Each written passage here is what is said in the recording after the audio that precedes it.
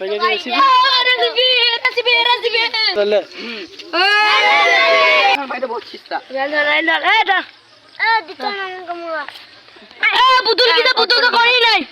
যা আছে এখন ফাঁক করে ভাগ কর ফাঁক করে বাদ বাকি চালিয়ে দিয়েছে এই মাছ তো টাকাই খেয়ে নিয়েছে বলে দিয়েছে গাইস আজকে আমরা খাচ্ছি আমরা পক পক করে এটা সত্যি কথা না আমি এটা লঙ্কার আচার বেলুই এটা লঙ্কার আচার এটা আমরা এখন খাবো পড়ে গেল মা কত মজা দেখো খালি